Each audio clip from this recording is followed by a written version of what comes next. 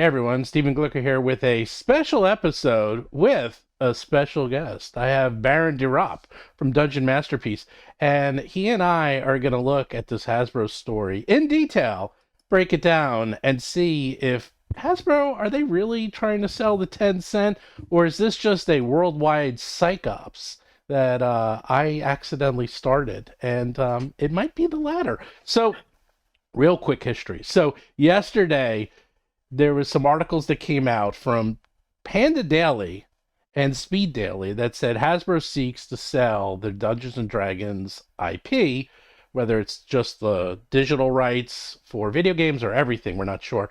And they had preliminary contact with Tencent.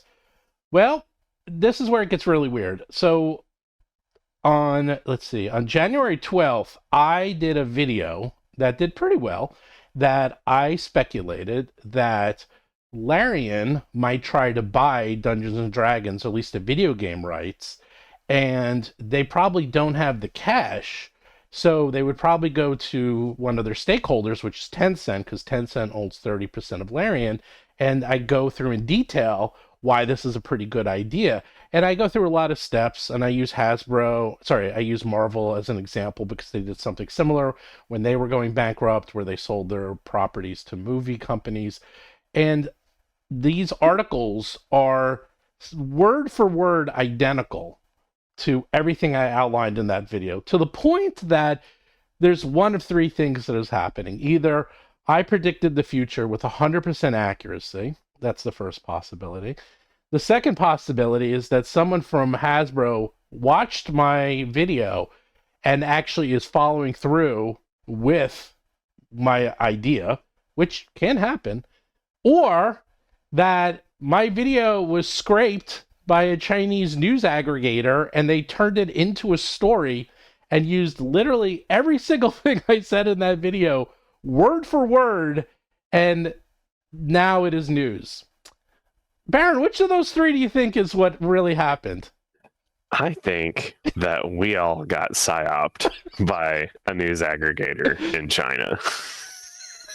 So you looked into this. I told you about this last night at like midnight, and you really dug deep to figure out what was happening. Like, I just looked at it, but you were like really digging into the history of these companies and who they are and who these news aggregators are. So what did you find out?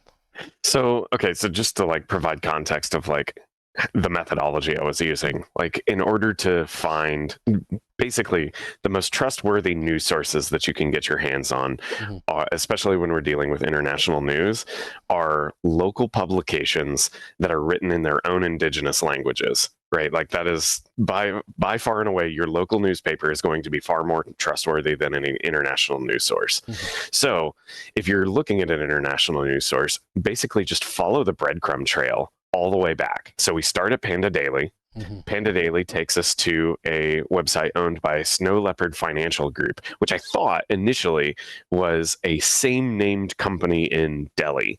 Mm-hmm. It was not that. If we fall, and then, so we see that Snow Leopard Financial Group in China, Beijing, is just cranking out an obscene amount of stories. So I'm like, okay, who is Snow Leopard Financial? I'd poke around on Google for a little while and, using Google Translate to translate Chinese and Mandarin, I can't find anything that says who this company is. So, like the history about like who are their employees, nothing. It's all like completely obscure. And then I start looking around on Weibo, which is the Twitter, like it's a Twitter clone in China, and they're just cranking out tons of articles that get absolutely no engagement whatsoever. And most of if as we were poking around on Baidu, which is Google's competitor in China, or it's their replacement, there is no competition. Google's blocked in China. But as you start like poking around at like websites where these articles that this organization has published, they all look and feel like the kind of article that, or the kind of website that like, what kind of fruit are you, or what kind of Hmm. what kind of snowstorm are you, what's your personality type, like all of those kinds of quiz sites. It started really feeling like this. So between that, the sheer number of articles that this thing is publishing, the absolute dearth of like legitimate history about the company that's publishing this stuff, it just screams that this is AI generated content. So I'm under the like after doing I was on the live stream last night for an hour and basically was able to find no valid proof that sure the company exists obviously, but that it's run by actual journalists or financial analysts, that there's nothing that, shows any sort of historical resume or CV about the organization whatsoever. So, and it's not like this is a cultural difference. Like you can go around, poke around other Chinese companies, and they all have like about our company stories. Nothing. So between that and just the tit for tat bullet point match of every point that you made on your video after you like made me aware, like, wait a minute, this article outlines 100% everything I was saying. I watched your video and then reread the article and I was like, oh my God, he's right. That's what sent me down this rabbit hole. I was So like, who published I'm this? not Nostradamus. I don't have the ability to literally come up with Yeah. 100% accuracy, you think? Yeah. So like either you're Nostradamus or like Larian Studios or either Larian Studios or Tencent or Hasbro Right. saw your video and started machinations within 2 weeks.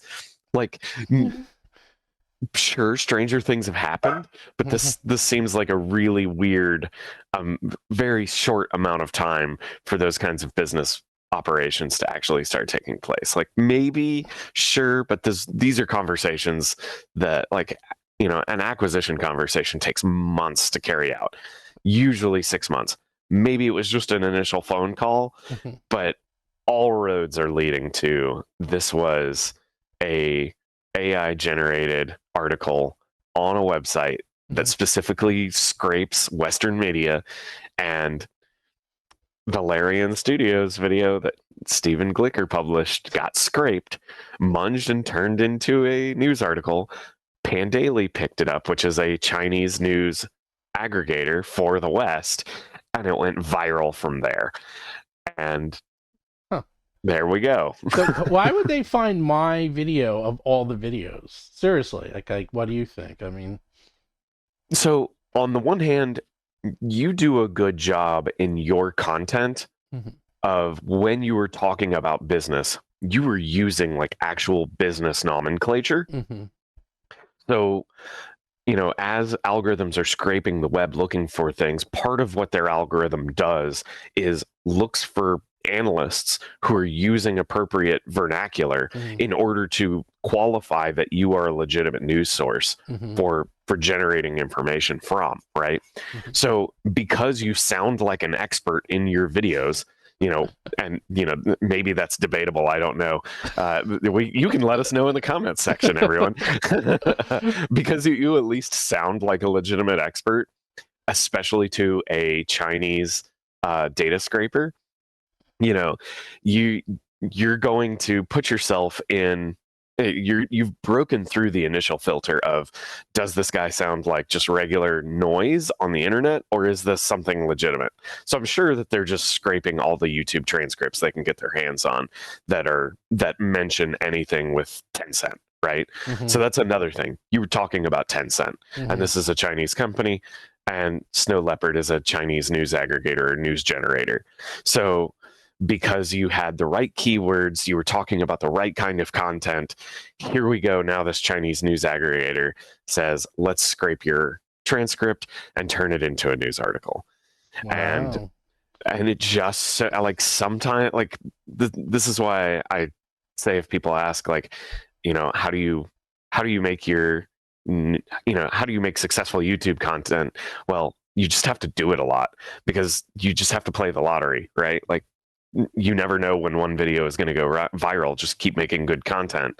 Well, in this instance, this news aggregator seems to be making just an absolute, complete, mind-blowing amount of content, and hoping that just with the shotgun spread of news all across the world every possible second of the day, that one of these articles is going to go viral. And that's exactly what happened. I'm tired of playing my favorite tabletop RPGs as one of the old boring races. I don't want those generic, store-brand backstories. I want to roll a character with a bit more character. Well, Roll for Combat is here to help with their incredible new book, Battle Zoo Ancestry's Classic Creatures, which gives you the power to create the character of your dreams. Dig into 12 unique playable monster races in this beautifully printed, massive, hard-cover book filled with in-depth descriptions, abilities, lore, and more. Send that dusty old dwarf right back to the mines and live out your isekai fantasy by becoming an actual intelligent weapon that you wield yourself. Or you could let a friend grab you instead. Teamwork. Put that elf back on the shelf and become a sentient dungeon, complete with traps, treasures, and a living avatar. You could even put an end to the age of man and become a shape-shifting mimic. You know, those things that gave you trust issues ever since you were eaten by one in Dark Souls? Ooh, that could be you. Click the link below or head on over to battlezoo.com to secure your copy of Battle Zoo Ancestry's Classic Creatures today and become the life of your adventuring party. Wow. So I can use my newfound power to So as start long as moving mountains and changing the narrative. I can literally shape the narrative how I want. It looks like. yeah, well, that's what's really fun about these kinds of fun and dangerous. So this is, PSA, everyone. If you sound like an expert and you sound like you know what you're talking about and can intelligently talk about something, especially across a language barrier, because like I kept bumping into that while I was Googling and Baiduing last night. I was like, I have to rely on translators to do this, and I'm not 100% sure that I'm using the right vernacular to look for the things that I was looking for. So, if you're seeing something that comes from an external source, do what you can to try, like a exo-nationalist source, do what you can to try and verify, like, where did this come from? Did this come from a local publication? Did this come from a relatively respectable news organization? And Snow Leopard Financial and Economic Society did not look like that at all. Yeah, I mean, that's the thing. I reported on this only because I know nothing, and this was obviously, Sure. It seemed interesting, and Panda Daily, and people were sending it to me. And as I said, this is still pure rumor and speculation.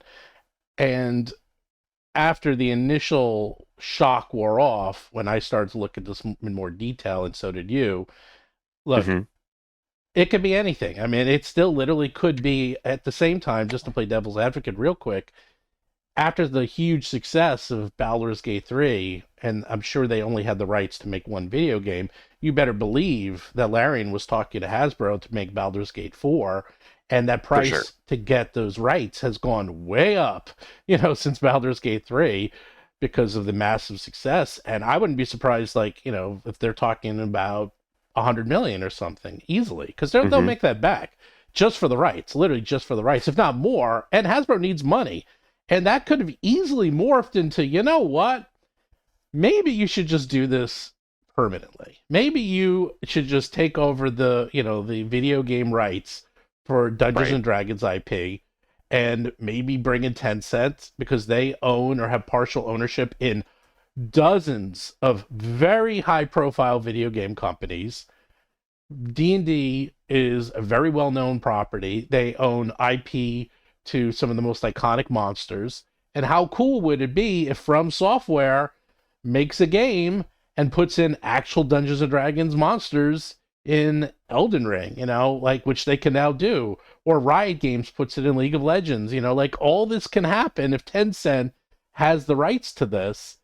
And this could have actually just been right place, right time. It even could be a combo of, this is happening. They are talking about, doing a Baldur's Gate 4, and they are in talks.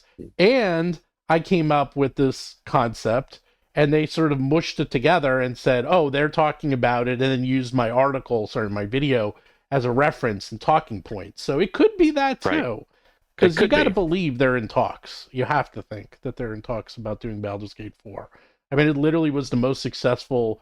Sorry, it's the highest rated video game, PC game in history ever. Yeah, the only video game entirely that beats it is Legend of Zelda: Ocarina of Time. Yeah, right. Of all video Yeah. games, right? And Yeah, even that's- and it's like it's in the highest of the highest, category, and it's not going to go anywhere. They're going to make money off of this forever. This is Oh, still for sure. doing incredibly well. So this is a moneymaker, and Hasbro asking for 100 million, 200 million just for the rights, not out of the that's not out of the realm of possibility, because they own something that no one else has, and that's their D&D rights in Baldur's Gate. And Larian literally can't make Baldur's Gate 4 without those rights. So they're in a very interesting spot. Everyone's in an interesting spot. It's like Hasbro has the rights to their property. Larian can make a video game that's going to sell millions of copies just with the name D&D and Baldur's Gate on the title. Doesn't matter if it's good or bad, but I believe it's going to be good. Larian comes out with fantastic. Everything they've done has been A+.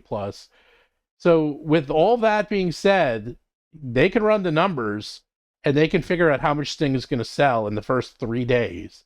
And they can probably figure out, okay, this thing is going to sell $1 billion. Therefore, 200 million, 100 million for the rights is chump change. You're going to make that back in the first hour. Yeah. So anyhow, well, do check out Baron's web channel at Dungeon Masterpiece, because he does this analysis all the time. And for fantasy worlds. For fantasy worlds. Well, this you got to combine your two loves. You got to combine Dungeons and Dragons and real world politics. So Yep. don't So get to funny. do that too often. Also, yes. while you're here, everyone, check Yes. out greendragonfest.com and order tickets to come play games with myself and a bunch of other content creators and game designers in Knoxville, Tennessee, at a venue that looks like it's right out of a fantasy novel. And you know which one I'm talking about that I'm not allowed to say. So greendragonfest.com, check that out. Yeah, I might go to that if I can work out the timing. So you have such a good guest list there. That I want to go.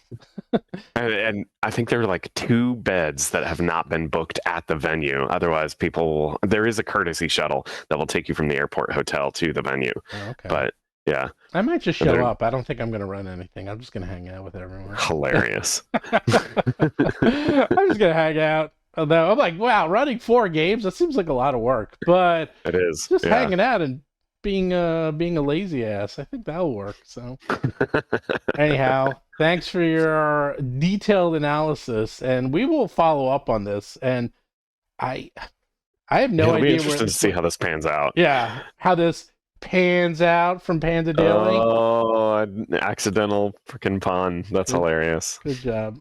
All right, thanks everyone. See ya.